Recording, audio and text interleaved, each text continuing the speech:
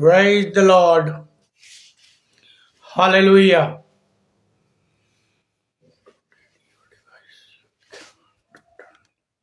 Hallelujah hallelujah. आइए हम प्रार्थना करें। अनुग्रहकारी दयालु पिता परमेश्वर, एक बार फिर से हम लोग तेरे चरणों के पास आते हैं। आपको हृदय से धन्यवाद देते हैं कि आपने सुंदर मौका दिया कि प्रभु जी हम तेरी महिमा करें, तेरी जय जयकार करें, तेरी प्रशंसा करें। तू महान है, तू अनुग्रहकारी है, तू दयालु है। और प्रभु जी ये होने दे, तेरी आत्मा हमारे बीच में डेरा करे, ताकि जो भी वचन का बीज यहाँ पर बोया जाए वो फले फूले और तेरे लिए 100 गुना फल लाए।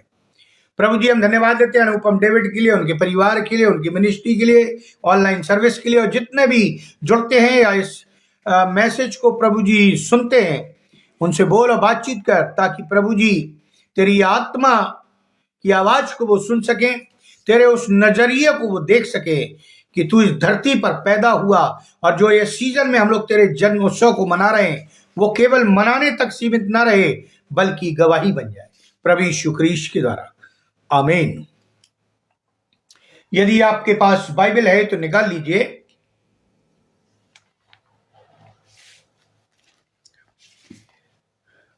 मत्ती रचित सुसमाचार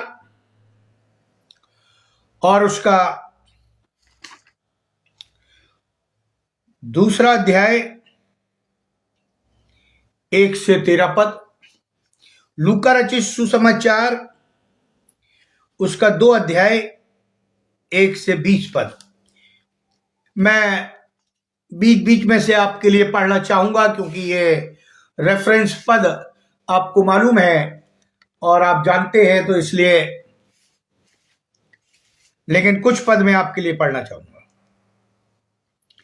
हेरोदेस राजा के दिनों में जब यहूदिया के बैतलहम में यीशु का जन्म हुआ, तो पूर्व से कई ज्योतिषी यरूशलेम में आकर पूछने लगे, यहूदियों का राजा जिसका जन्म हुआ है कहां है?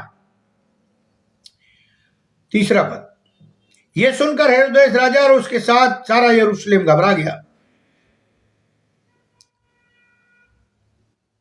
तब उसने लोगों के साथ प्रधान याजकों शास्त्रियों को इकट्ठा करके उनसे पूछा, मसीह का जन्म कहां होना चाहिए? उन्होंने कहा, यहूदा के बैतलहम में, क्योंकि भविष्यवक्ताओं के द्वारा यूं लिखा है, हे बैतलहम, तू जो यहूदा के प्रदेश में, तू किसी भी रीति से यहूदा के अधिकारियों में सबसे छोटा नहीं, क्योंकि तुझ में से एक अधिपति निकलेगा और जो तेरी प्रजा इस्राएल की रखवाली करेगा। फिर आप आ जाएं लूका में, वहां पर 8 पद से, और उस देश में कितने गड़ेड़े थे जो रात को मैदान में रहकर अपने झुंड का पहरा देते थे, और प्रभु का एक दूत उनके पास आ खड़ा हुआ और प्रभु का तेज उनके चारों ओर चमका और वे बहुत डर गए। तब सरदूत ने उनसे कहा, मत डरो, क्योंकि मैं तुम्हें बड़े आनंद का सुसमाचार सुनाने आया हूं, जो सब लोगों के लिए होगा कि आज दाऊद के नगर में तुम्हारे लिए एक उद्धारकर्ता जन्मा है, और यही मसीह प्रभु है। और इसका तुम्हारे लिए ये पता है कि तुम एक बालक को कपड़े में लिपटा हुआ चन्नी में पड़ा पाओगे।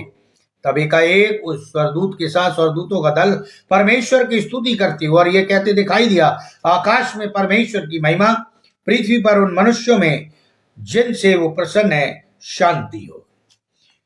परमेश्वर अपने वचन के पढ़े और सुने जाने पर आशीष दे। आमीन।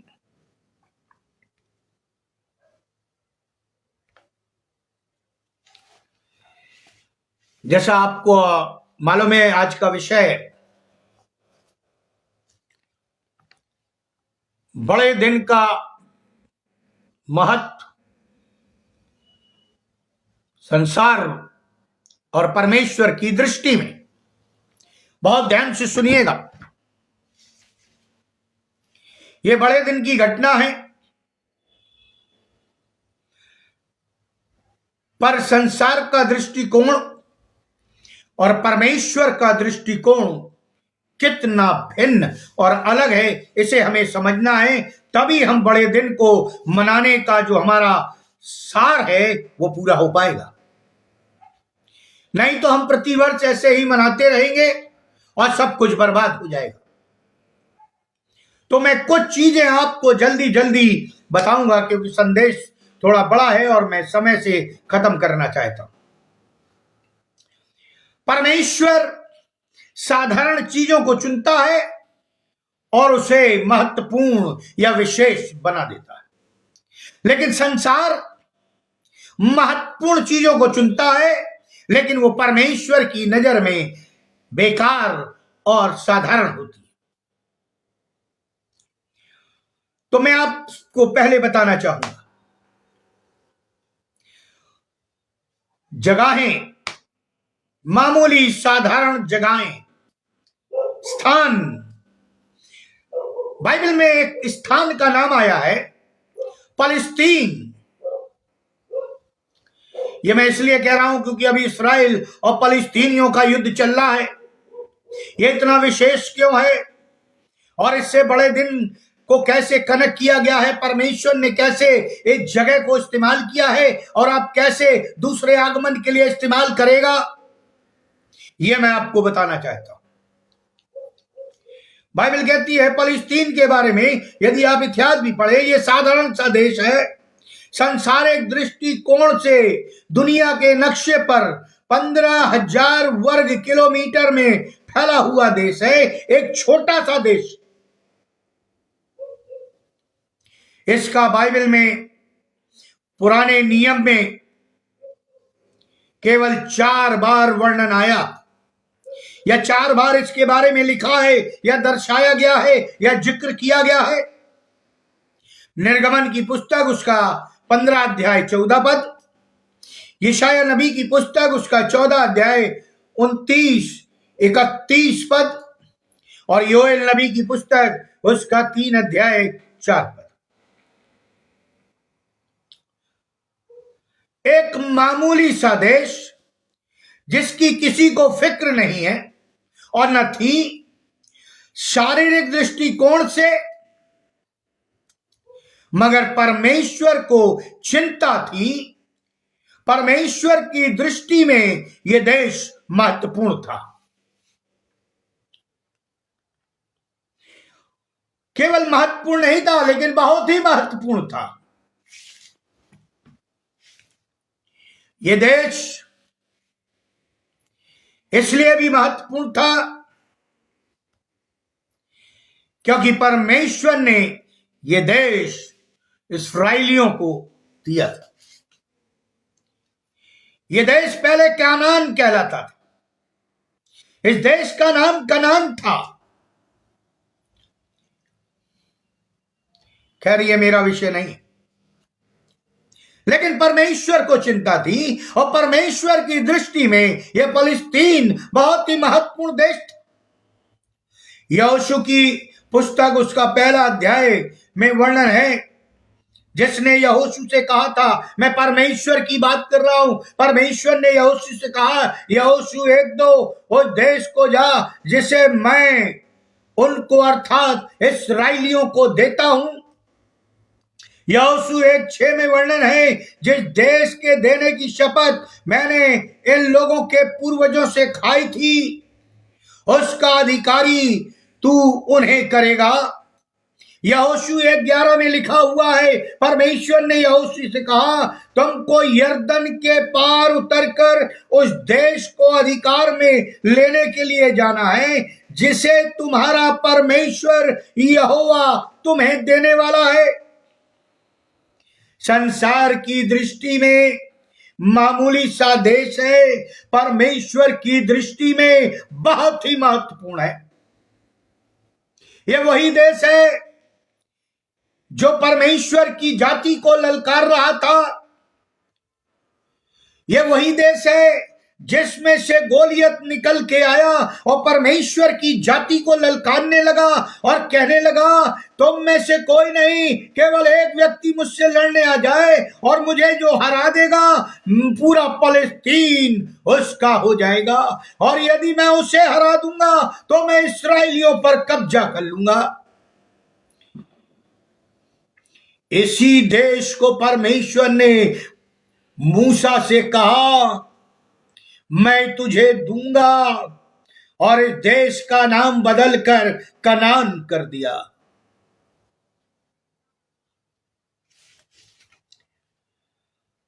इसलिए यह देश परमेश्वर की दृष्टि में बहुत महत्वपूर्ण है और यह इस्राएलियों को दिया गया है। और लिखा है, संसार की दृष्टि में मामूली सा देश परमेश्वर की दृष्टि में महत्वपूर्ण होकर जो इस्राएलियों को दिया गया, जो फलस्तीन से कनान बन गया, वो मैंने प्रतिज्ञा के देश को दिया। एक महत्वपूर्ण देश है। जो चीज मनुष्य की दृष्टि में महत्वपूर्ण है वो परमेश्वर की दृष्टि में नगण्य है, और जो चीज परमेश्वर की दृष्टि में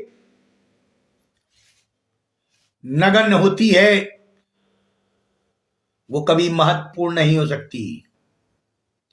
यदि हम परमेश्वर की दृष्टि में गिरे हुए हैं तो हमें संसार का कोई भी व्यक्ति ऊपर नहीं उठा सकता जब तक परमेश्वर न चाहे।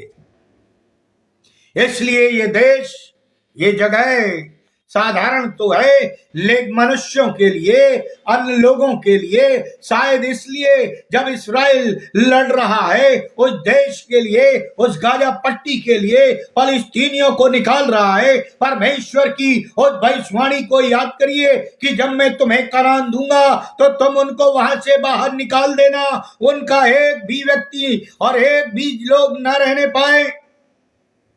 आज इसलिए इस्राएली और फलस्तीनियों में उस समय से युद्ध चला आ रहा है। फलस्तीनी इस्राएलियों को नाश करना चाहते हैं जो इस्माइली वंश के हैं, और इस्राएली उन्हें नाश करना चाहते हैं क्योंकि परमेश्वर ने उस देश को उनको दिया है। बड़े दिन की घटना यहीं से प्रारंभ हो जाती है। परमेश्वर अपनी योजना बनाने लगता है और उस देश की प्रतिज्ञा कर देता है। बैतलहम यरूशलेम से 6 मील। बैतलहम का अर्थ होता है रोटी का घर, रोटी का घर।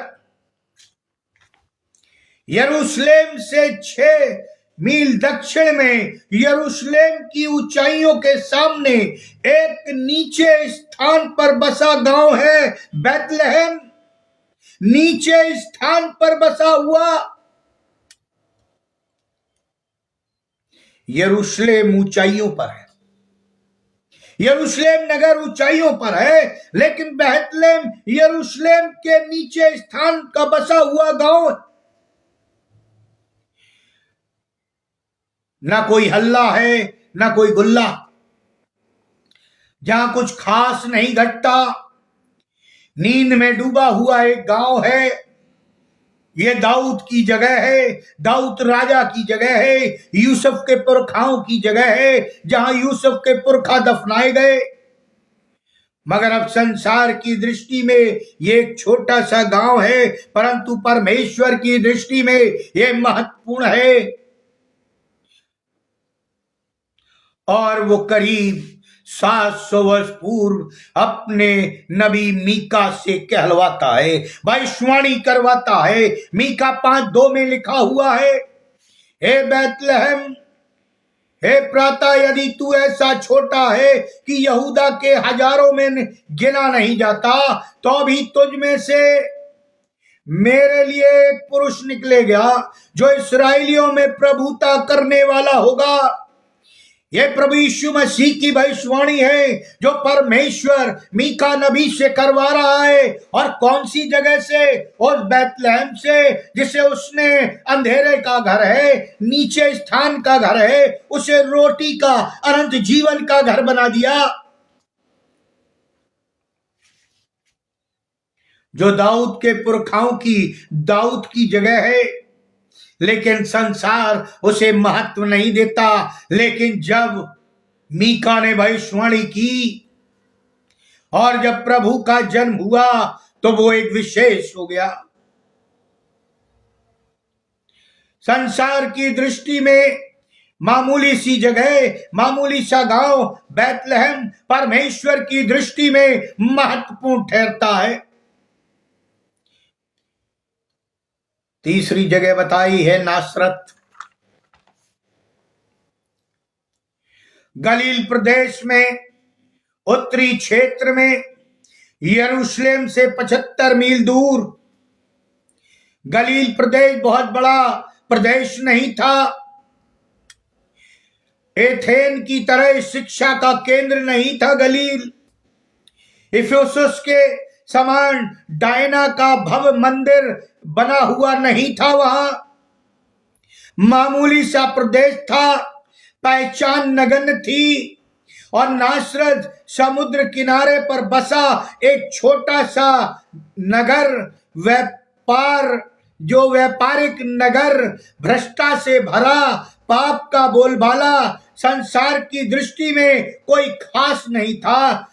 इसके लिए नतनेल कहता है, यूहन्ना रचित सुसमाचार उसका पहला अध्याय 46 पद, भला नासरत से भी कोई भली वस्तु निकल सकती है? भला नासरत से भी कोई भली वस्तु निकल सकती है? यूहन्ना 1:46 इसकी गवाही देता है। मगर परमेश्वर की दृष्टि में यह नासरत महत्वपूर्ण हो गया, जो पाप से भरी नगरी थी, जिसमें लेन देन में भ्रष्टाचार था, जिसमें लोग एक दूसरे से 400 बीसी किया करते थे, चीटिंग किया करते थे।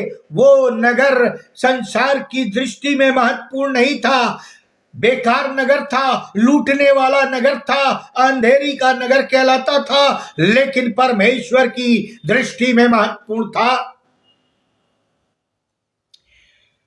फिर आता है एक गौशाला, एक चरनी, संसार की दृष्टि में मामूली सा स्थान, जहां जानवर बंधे हुए हैं, बदबू आ रही है, संक्रमण फैलने का डर है, मगर परमेश्वर के लिए ये जगह बहुत महत्वपूर्ण है। खेत है, मैदान है, साधारण जगहें हैं, चरागाह है, संसार की दृष्टि में मामूली सी बातें हैं, जिनका कोई महत्व नहीं है जीवन में, मगर परमेश्वर के लिए ये चीजें महत्वपूर्ण हैं।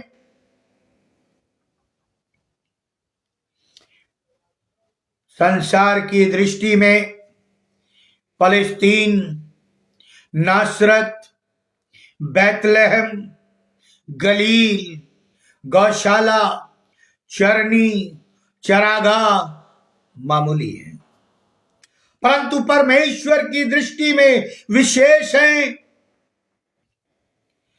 महत्वपूर्ण है, उसकी योजना का अंग है। वो इन जगहों के पास आता है, इसमें कार्य करता है, और ये मामूली जगहें संसार का केंद्र बिंदु बन जाती हैं और आज तक बनी हुई है। इसे झुटलाया नहीं जा सकता। इतिहास इसका गवाह है। अध्ययनकर्ताओं के लिए शोध का विषय ये जगहें और ये चीज बनी हुई है। लाखों करोड़ों लोगों के लिए होली लैंड बना हुआ है, या होली लैंड बन जाता है। देखिए, जिसको मनुष्य ठुकराता है उसे परमेश्वर अपनाता है। लिखा है, तुम्हारी सोच में और मेरी सोच में जमीन और आसमान का अंतर है। मनुष्य मनुष्य है और ईश्वर ईश्वर है।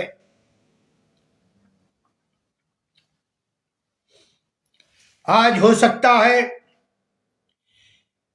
कि मुझे और आपको लगता हो कि हम और आपका घर तो कोई महत्वपूर्ण नहीं है। जब कोई बाहर से आता है तो उसके एड्रेस को या हमारे घर के, आपके घर के एड्रेस को ढूंढने में उसे बहुत दिक्कत होती है, क्योंकि आप कहाँ रहते हैं लोग जानते नहीं, आप क्या करते हैं लोगों को मालूम नहीं। आज हो सकता है आपकी गली मोहल्ले की बाकी आम गलियों के समान ना हो। परमेश्वर को निकट आने दे। बाइबल कहती है उसे कार्य अपने जीवन में, अपने परिवार में, अपने शहर में, अपने गांव में, अपने घर में करने दे। तब वो आपके घर को जगत की ज्योति की रोशनी से दमदमाता लाइट हाउस या पावर हाउस बना देगा, या बनाना चाहता है। आज बड़े दिन का सार यही है, यदि परमेश्वर की ज्योति जो संसार में चमकी वो हमारे जीवनों में, परिवारों में, समाज में, कलीसिया में नहीं चमक रही तो हमारा बड़ा दिन मनाना व्यर्थ है। केवल ढकोसला है, केवल दिखावा है, खान पान पहनना ओढ़ना है, लेकिन ये आत्मिक भाव से आत्मिकता को नहीं दर्शाता है।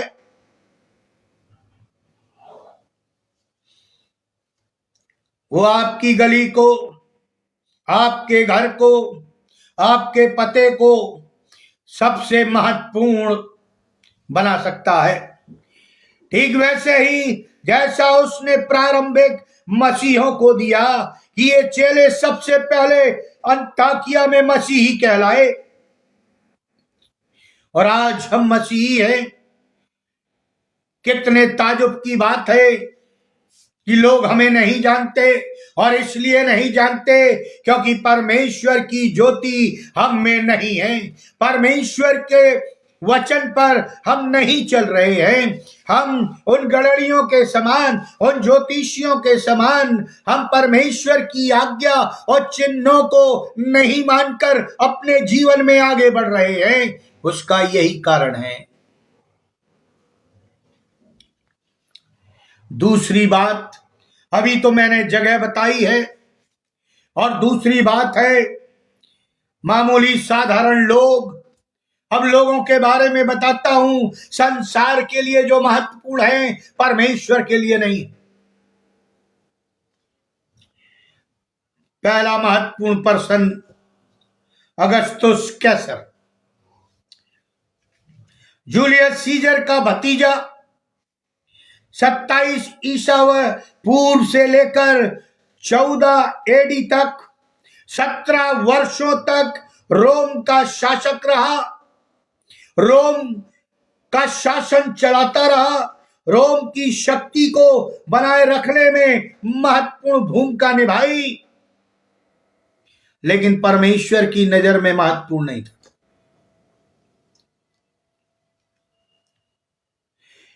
क्विरिनियस जो सीरिया का राज्यपाल था, जिसकी कलम चलते ही लोग आज्ञाओं का पालन करने लगते थे, जिसके निकल जाने से लोग पीछे पीछे भागा करते थे, लेकिन वो भी परमेश्वर की नजर में महत्वपूर्ण नहीं था। हेरोदेस राजा जो क्रूर शासक था, 3 भतीजों व बहनोई का हत्यारा था, इतना बड़ा पद लिए हुए था, लेकिन परमेश्वर की नजर में महत्वपूर्ण नहीं था। आज हम मसीहों के पास भी कई बड़े बड़े पद होंगे, एवेंजलिस्ट लीडरों के पास जो प्रभु के सेवक हैं, बड़े बड़े पद होंगे, लेकिन वे परमेश्वर की नजर में महत्वपूर्ण नहीं है। अधिकार है तो क्या हुआ, लेकिन जब तक हम परमेश्वर की नजर में महत्वपूर्ण नहीं होंगे, हमारा बड़े दिन का सार महत्वता को नहीं दर्शाएगा। संसार की दृष्टि में मामूली लोग, मरियम संसार की दृष्टि में मामूली पर्सन थी, मामूली व्यक्तित्व था। मामूली मतलब एक साधारण स्त्री थी। यूसुफ एक साधारण आदमी या साधारण बढ़ई था। ये संसार की दृष्टि में चरवाहे बदबूदार अछूत लोग कहलाते थे। सराय का मालिक जिसका नाम ही नहीं है, गुमनाम है, उसका नाम बाइबल में नहीं दिया गया। लेकिन ये सारे लोग परमेश्वर के लिए, उसकी योजना के लिए बहुत ही महत्वपूर्ण है। भले पद नहीं है, भले कोई डिग्री नहीं है, भले संसार इनको महत्व नहीं देता, कोई पैसा नहीं है, लेकिन ईश्वर की नजर में ये बहुत ही महत्वपूर्ण है। यदि हमें भी अपने ईश्वर, अपने परमेश्वर की नजर में महत्वपूर्ण होना है, तो पद पर घमंड मत करिए, पैसे पर घमंड मत करिए, दौलत पर घमंड मत करिए, एजुकेशन पर घमंड मत करिए। बाइबल तो कहती है यदि घमंड करना है तो उसकी क्रूस की कथा पर करो। मरियम, यूसुफ, चरवाहे, सराय का मालिक, ये सब परमेश्वर की दृष्टि में महत्वपूर्ण है, उसकी योजना का अंग है।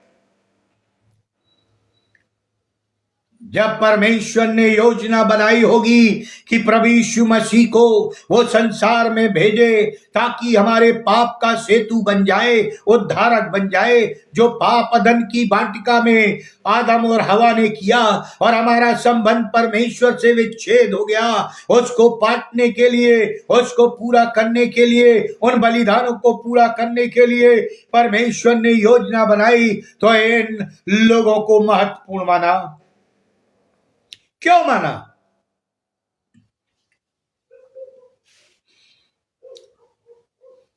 मरियम कहती है इसलिए माना। क्यों माना? मरियम कहती है, देख मैं प्रभु की दासी हूं, मुझे तेरे वचन के अनुसार हो। इफ एंड बट वाला कोई काम यहां नहीं है। उसे मालूम था वो धर्मी स्त्री है, वो पवित्र है और परमेश्वर की आज्ञा का पालन साक्षर करती है। कोई क्वेश्चन नहीं किया, कोई डाउट नहीं था। वो कहती है, देख मैं प्रभु की दासी हूं, मुझे तेरे वचन के अनुसार हो। जब स्वर्गदूत ने उससे कहा, हे मरियम, तू गर्भवती होगी और पवित्र आत्मा से तुझ में गर्भ ठहरेगा और तू एक पुत्र को जन्म देगी, वो प्रभु यीशु मसीह होगा। उसने ये नहीं कहा ये कैसे होगा। कई विद्वान कहते हैं वो सोचती होगी ये कैसे संभव है कि वो गर्भवती हो सकती है, ये कैसे संभव है कि वो एक पुत्र को जन्म दे सकती है जब उसका कोई संबंध किसी पुरुष से नहीं है। लेकिन परमेश्वर के लिए सब कुछ संभव है, क्योंकि वो परमेश्वर पर, जो यहोवा है, जीवित परमेश्वर है, उस पर विश्वास करती है और उसे मालूम है कि वो एक दासी है और प्रभु की दासी। क्या आज हमें मालूम है हम प्रभु के दास? ये हम अपने आप से पूछें, कितने पाप में गिरे हुए हैं, कौन कौन से पाप कर रहे हैं, क्या परमेश्वर की दृष्टि में उचित है और हम कह सकते हैं कि हम परमेश्वर के दास और दासी हैं? प्रभु अपनी आत्मा को भेज और अपने कार्य और योजना को एक भविष्य में हमारे द्वारा पूरा कर। यूसुफ क्यों महत्वपूर्ण है? यूसुफ के लिए लिखा है, यूसुफ नींद से जागकर प्रभु के दूत की आज्ञा के अनुसार अपनी पत्नी को अपने यहां ले आया। यूसुफ एक सांसारिक दृष्टिकोण से सोच रहा था, अरे वो तो गर्भवती हो गई, मैंने तो उसे छुआ नहीं, मैं उसके साथ सोया नहीं, मैं उसके पास गया नहीं, और यह स्वर्गदूत कहते हैं वो गर्भवती है और तू बदनाम के डर से वो छोड़ देना चाहता था। परमेश्वर के दूत ने कहा तू उसे ले आ। आज यही बात हमारे और आपके परिवारों में हो जाए तो समाज और घर वाले क्या बवाल मचाएंगे आप जानते हैं। लेकिन परमेश्वर की योजना में यह महत्वपूर्ण है, क्योंकि ये परमेश्वर की आज्ञा को साक्षर मान रहे।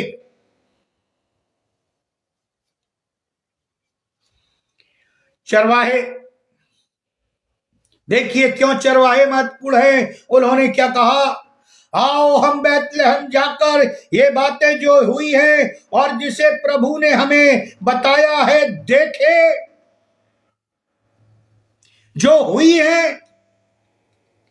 आज दाऊद के नगर में तुम्हारे लिए एक उद्धार करता जन्मा है। स्वर्गदूतों ने कंठाटा गाया है, गड़रियों ने सुना है, चरवाहों ने सुना है, और वे अपनी भेड़ों को छोड़कर जो रात में रखवाली कर रहे थे, लिखा है वो बैतलहम को गए और उन्होंने देखा और वैसा ही पाया। अगर कोई बड़े आदमी को सुसमाचार सुना दिया जाए या दिया गया होता तो शायद वो अपनी जगह से ना हिलता। जैसे राजा हेरोदेश, मैं भी दर्शन करना चाहता हूं। पोथी पत्री लोगों वालों को बुला लिया, पंडितों को बुला लिया, ज्योतिषियों को बुला लिया, उन्होंने बता भी दिया कि बैतलहम में, लेकिन वो गया नहीं। वहीं से एक आज्ञा निकाल दी कि 2 साल से छोटे सारे बच्चे मार दिए जाएं। पावर का दुरुपयोग। भतीजों को मरवा दिया, 3-3 बहनोई को मरवा दिया, केवल अपनी गद्दी बचाने के लिए। सराय का मालिक जो जगह देता है, प्रभु को जगह देता है, आज उसका नाम बाइबल में नहीं है, लेकिन सराय के मालिक की चर्चा बाइबल में होती है। हो सकता है कि आपने भी कलीसिया में काम किया होगा, आपका नाम पत्थरों पर नहीं लिखा होगा, पुलपिट से अनाउंस नहीं किया गया होगा, नाना प्रकार से नहीं बताया गया होगा, लेकिन आप परमेश्वर की दृष्टि में महत्वपूर्ण है। जो परमेश्वर के जीवन की पुस्तक में आपका नाम लिखा हुआ है।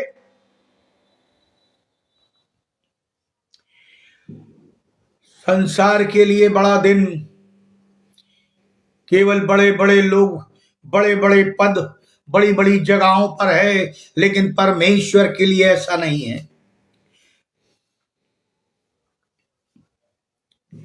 संसार की दृष्टि में मामूली लोग परमेश्वर की दृष्टि में महत्वपूर्ण हैं।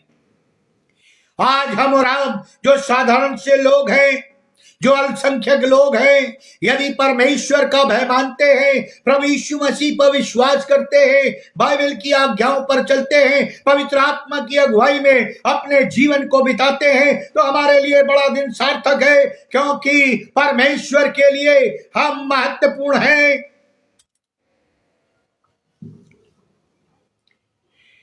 वे लोग इसलिए महत्वपूर्ण थे क्योंकि वे उसकी आज्ञा का पालन करने वाले हैं। क्या आज हम उसकी आज्ञा का पालन करते हैं? वैसे लोगों को अत्यंत महत्वपूर्ण बना देता है जो कहते हैं आप जैसा चाहते हैं मैं वैसा ही करूंगा या करूंगी। क्या आज हमारे जीवन में, हमारी कलीसिया में, हमारे परिवार में ऐसे कहने वाले लोग हैं, हे यीशु जैसा आप कहते हैं, जैसा आप चाहते हैं वैसा मैं करूंगा या करूंगी? यदि ऐसा नहीं है तो हम परमेश्वर की नजर में महत्वपूर्ण नहीं है, भले हम महत्वपूर्ण पद पर क्यों ना हो। हमारा अनंत जीवन में प्रवेश करना या अनंत जीवन की पुस्तक में नाम नहीं है, भले हम पद पर आसीन रहें। जैसे राजा हेरोदेस अगस्तुस कैसर क्विरिनियुस हेरोदेस राजा, जो कहते हैं यशाया के समान मैं यहां हूं प्रभु मुझे भेज। आज कलीसियाएं क्या कर रही है? जन्म उत्सव को मना रही हैं, लेकिन क्या आप सुसमाचार सुनाने गए हैं उन चरवाहों की तरह? हो सकता है परिस्थितियां आपके अनुकूल ना हो सकता है आपकी उम्र आपको इजाजत ना देती हो, लेकिन सुसमाचार सुनाना केवल ट्रैक्स बांटना नहीं है। अपने लोगों के लिए जो प्रभु यीशु को नहीं जानते, अपने घर में ही घुटने टेक कर उनके बचाव के लिए प्रार्थना करना कि हे परमेश्वर, इन्हें भी अनंत जीवन में प्रवेश करा, इनके पापों को माफ कर, इनमें अपना प्रेम भर दे, इनके लिए तू जीवन की ज्योति बन जा। प्रार्थना करना।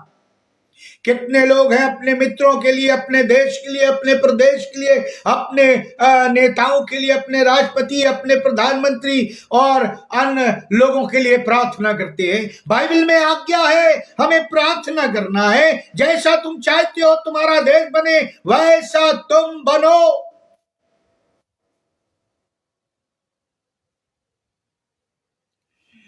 हो सकता है कि हम और आप अपने आप को महत्वहीन समझते, संसार की दृष्टि में हमारा और आपका कोई परिचय ना हो, उम्र के आखिरी पड़ाव पर थकान हमें और आपको खुद को अर्थहीन, महत्वहीन सोचने पर मजबूर कर देती हो, परंतु परमेश्वर की दृष्टि आप पर भी है, हम पर भी है। वो नाजरत जैसे शहर को, मरियम जैसी साधारण युवती को, चरवाहों को संसार में सबसे खास, सबसे विशिष्ट लोग बना देता है। वो आपको, हमको भी अपने राज के लिए, अपनी महिमा के लिए, महिमा करवाने के लिए महत्वपूर्ण उपकरण या गवाही बना देता है। क्या आप कहने को तैयार हैं, हे यीशु, हे प्रभु, आप जैसा चाहे वैसा ही हो, मैं तैयार हूं। मेरे जीवन में, मेरे पारिवारिक जीवन में, मेरे सामाजिक जीवन में, मेरी कलीसियाई जीवन में। और यदि आप ऐसा कहते हैं तो परमेश्वर आपको महत्वपूर्ण समझता है और बना देगा। तीसरी बात, पहले मैंने जगह की बात की, फिर मैंने लोगों की बात की, अब मैं घटना की बात करता हूं, परिस्थिति की बात करता हूं। संसार की दृष्टि में महत्वपूर्ण घटनाएं क्या? संसार की जनगणना एक महत्वपूर्ण घटना है। सारे लोगों की नाम लिखाई जिस पर सबका ध्यान केंद्रित हो जाता है। जब हमारे देश में जनगणना चलती है, हर घर में लोग आते हैं, उनको हम विशेष दर्जा देते हैं। आज भी संसार धूम धड़ाकों से भरी घटनाओं को महत्वपूर्ण मानता। बहुत ध्यान से सुनिएगा, आज भी संसार धूम धड़ाकों को महत्वपूर्ण मानता। संसार की दृष्टि में महत्वपूर्ण घटनाओं में तो शोर है, शराबा है, धमाके हैं, धमाकों की गूंज है, नारों की गूंज है, जय घोष के नारे हैं, हाहाकार है, जय जयकार है। संसार को जीतना है तो हथियार जरूरी है, मिसाइलें जरूरी है, अणु बम, परमाणु बम जरूरी है। और इतिहास गवाह है कि संसार को जीतने की घटना में, खुद को सर्वश्रेष्ठ करने की घटना में शामिल हो रहा है तो शोर शराबा, आकर्षण और आतंकवाद।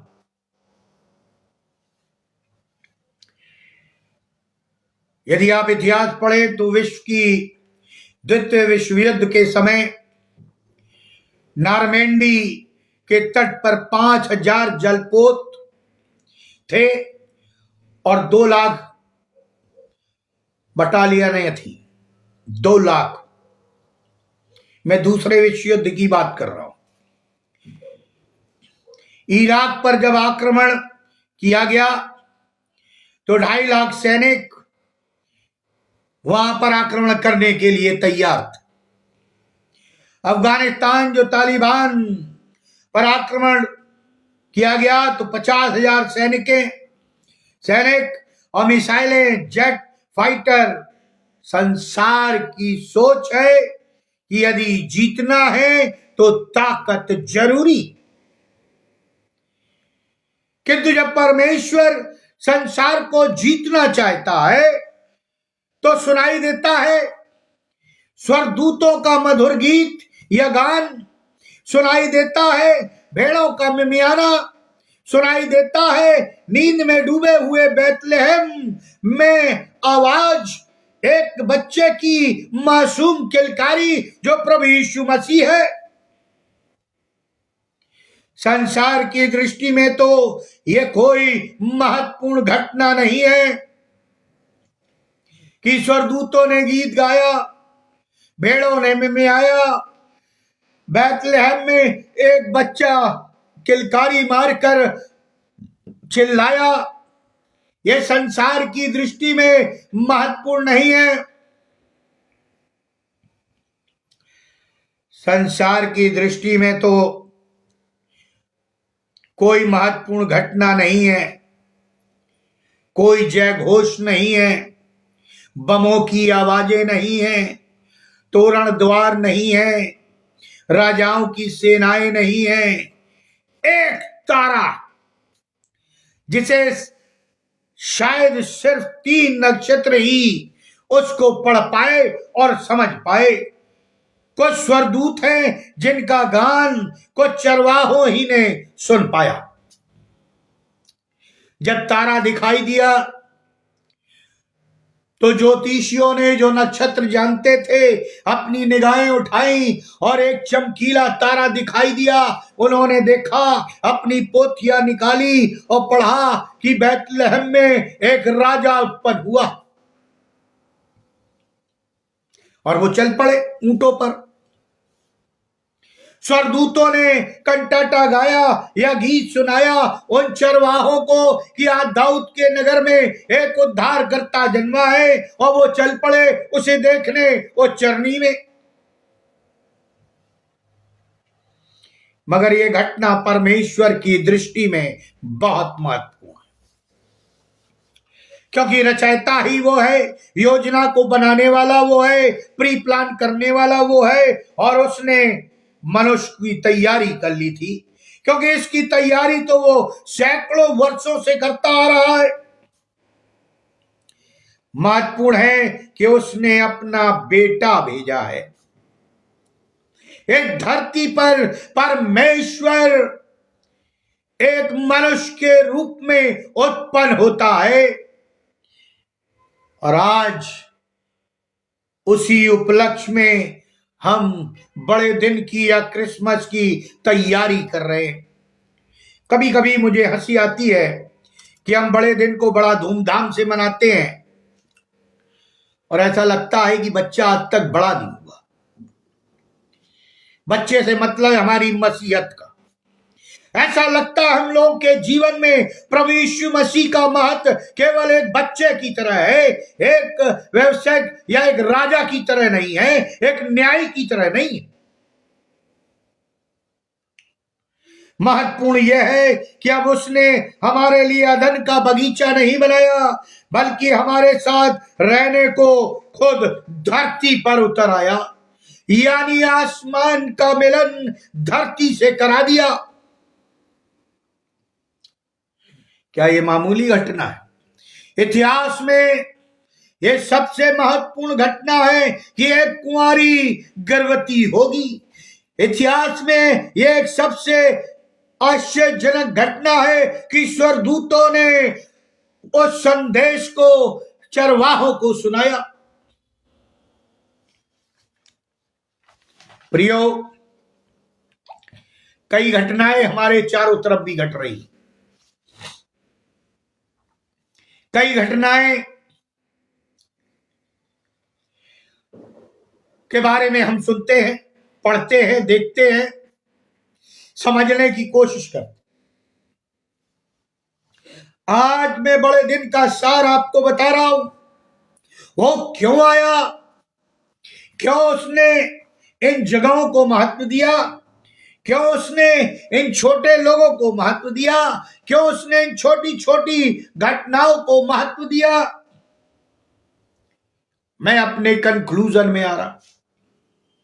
बाइबल कहती है वो आया है कि खुद मरे और हमें जीवित कर दे सदा के लिए। और इसलिए यदि हम बड़ा दिन मना रहे हैं तो हमें उस पुनरुत्थान को भी अपने दिमाग में रखना होगा। यदि पुनरुत्थान हमारे जीवन में नहीं है तो बड़े दिन का कोई महत्व नहीं है। प्रियो, वो आया है कि खुद को शून्य कर दे और भर दे बहुत आयत के जीवन से हमें और आपको। वो आया है कि हमें अनंत जीवन प्रदान करे। वो आया है कि बहा दे अपने लहू को और पहुंच दे हम सबों के आंसुओं को। मैं आपसे जो कहना चाहता हूं वो यह है कि परमेश्वर हमारे और आपके घर को संसार का महत्वपूर्ण स्थान बनाना चाहता है। क्या आप तैयार हैं? परमेश्वर चाहता है हमारे आपकी कलीसिया को महत्वपूर्ण स्थान बनाना चाहता। क्या आपकी कलीसिया तैयार है? आपके पते को इस संसार से पार कहीं दूर स्वर्गीय राज में भी स्वर्गदूतों के मध्य चर्चा का विषय बनाना चाहता है। क्या हम उसके राजमार्ग पर इस वचन के अनुसार अपने जीवन में आगे को बढ़ना चाहते हैं? वो आपको संसार को का खास महत्वपूर्ण व्यक्ति बनाना चाहता है। एक ऐसा व्यक्ति जैसे संसार भले ही भूल जाए, भले ही बिसरा दे, मगर जिसका स्मरण उसे सदा बना रहे, उसकी अनंत जीवन की पुस्तक में आपका और मेरा नाम लिखा रहे, वो ऐसा व्यक्तित्व हमें देना चाहता है। इसलिए वो इस धरती पर आया। मगर ये सब किसी शोर और शराबे, किसी धूम धड़ाके के साथ नहीं होगा, किसी भारी भीड़ के नारों के साथ नहीं होगा, बड़ी बड़ी मालाओं और उपहारों के साथ नहीं होगा, संसार की नजर में किसी महत्वपूर्ण घटना के साथ नहीं होगा।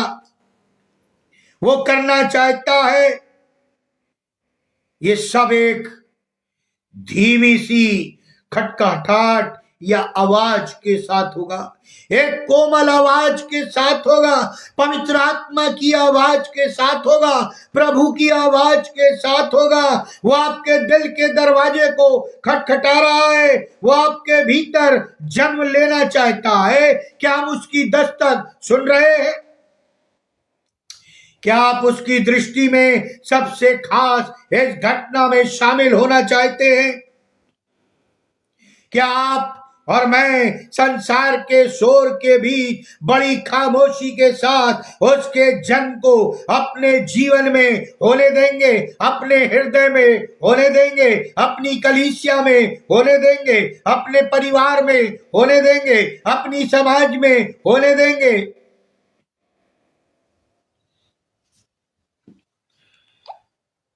इंतजार कर रहा है। प्रियो, प्रभु यीशु मसीह इस दुनिया में आया कि हमारे पापों से हमें छुटकारा दिलाए। मैं अपने कंक्लूजन में चल रहा हूं। छुटकारा दिलाए, लेकिन आज मसीह पापों में धसे हुए हैं, वे विचार में फंसे हुए हैं, झूठी लोलुपता में फंसे हुए हैं, नाना प्रकार के शैतान के जाल फंदों में फंसे हुए हैं। उनके लिए बड़ा दिन केवल खाना पीना पहनना घूमना ऐश और आराम है। क्या कभी वो अपने जीवन से कहेंगे कि प्रभु जैसा तू चाहता है वैसा मैं करने को तैयार हूं?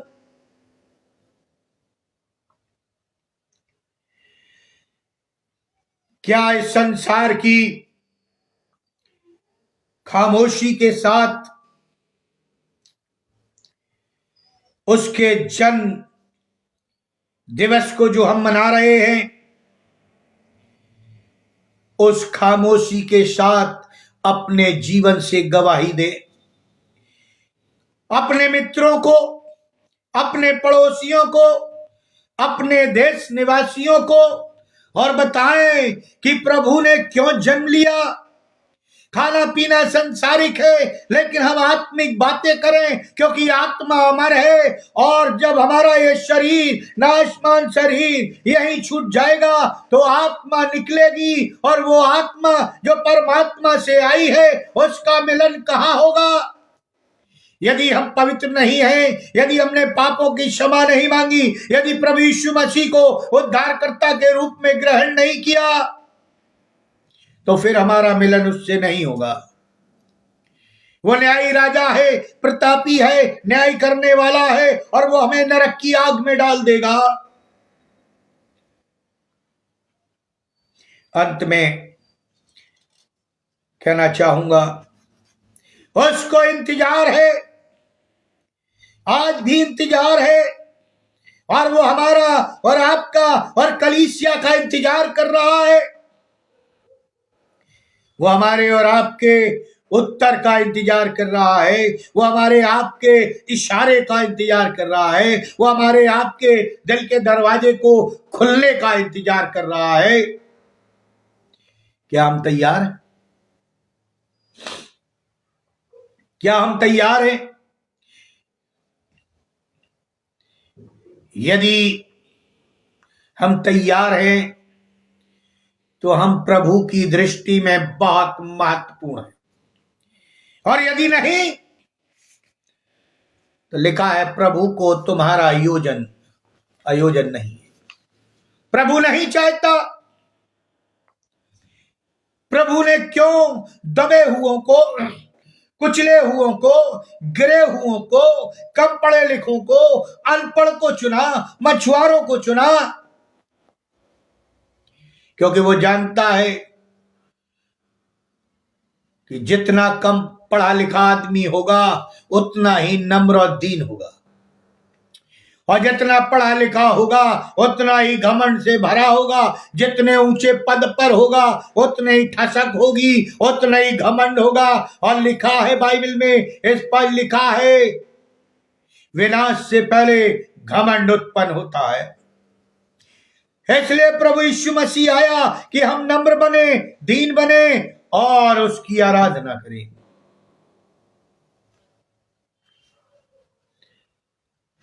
परमेश्वर की दृष्टि में यदि हम और आप महत्वपूर्ण नहीं है, तो फिर इस बड़े दिन को मनाना हमारा सार्थक नहीं है। इसलिए प्रियो, हम संसारिक गॉस्पेल की बात करते हैं, भूखों को खिलाते हैं, गरीबों में बांटते हैं, कई बार करते हैं, कई चीजें करते हैं, लेकिन प्रियो आत्मिकता कहती है कि हम घुटनों पर जाएं और जीवित प्रभु से प्रार्थना करें कि वो हमें अपनी योजना में शामिल करे, और भले हम मनुष्य की दृष्टि में और किसी भी दृष्टि में बहुमूल्य ना हो, लेकिन उसकी दृष्टि में बहुमूल्य हो जाए। परमेश्वर आप सबों को आशीष दे, और इस बड़े दिन के सीजन में आपकी आत्मिक आंखें और आत्मिक कान खोल दे, ताकि आप उसके लिए महत्वपूर्ण हो जाएं। आइए हम प्रार्थना करें। अनुग्रहकारी दयालु पिता परमेश्वर, हम आपको धन्यवाद देते हैं, क्योंकि हम मनुष्य हैं, नगण्य हैं, हमारे अंदर कोई भी योग्यताएं नहीं है, और शायद हम संसार की दृष्टि में गिरे हुए, कुचले हुए और नीच इंसान हैं। लेकिन प्रभु जी, तूने हमें क्षमा किया है, अपने लहू से धोया और शुद्ध किया है, और अपने लिए महत्वपूर्ण बनाया है, ताकि हम कलीसिया में तेरी सेवा करें, संसार में तेरी सेवा करें, तेरे सुसमाचार को गड़रियों की तरह सुनाएं, और ज्योतिषियों की तरह तेरे भवन में दर्शन करने को आए, दंडवत करने को आए, चढ़ाने को आए, ताकि हम तेरी दृष्टि में महत्वपूर्ण हो जाए। प्रभु जी, हम सबों को नम्र और दीन बनाना होने देना। हम पारंपरिक बड़ा दिन ना मनाएं, क्रिसमस ना मनाएं, बल्कि प्रभु जी आत्मा की गहराई से क्रिसमस मनाएं, और भटकी हुई आत्माओं को तेरे खत्तों में बटोर लाएं। भाई अनुपम डेविड के लिए, उनके परिवार के लिए, ऑनलाइन सर्विस के लिए हम धन्यवाद देते हैं। हमारे परिवार को भी आशीष करना, हमारी सेवकाई को बढ़ाना, ताकि जब तू आए तो हम बादलों पर एक साथ उठाए जाएं। जितने ऑनलाइन जुड़े हैं, जो भी इनकी आवश्यकताएं हैं, जो भी प्रेयर हैं, आप प्रभु जी उस पर दया दृष्टि लगाना, ताकि उनकी मनोकामनाएं पूरी हो जाएं और वे भी प्रभु जी अपनी दृष्टि तेरी ओर उठा सके। इस विनती को सुनिए, ग्रहण करिए प्रभु यीशु ख्रीस्त के द्वारा, आमीन। परमेश्वर आप सबों को आशीष दे। अब परमेश्वर पिता का प्रेम, प्रभु यीशु मसीह का अनुग्रह, पवित्र आत्मा की सहभागिता हम सब विश्वासियों के साथ और ऑनलाइन लोगों के साथ जो जुड़े हुए हैं, और भाई अनुपम डेविड उनके परिवार के साथ, जब तक तो दोबारा आने से ठहरता है, जीवन के अंत तक बनी रहे, आमीन। जय मसीह की, प्रेज द लॉर्ड।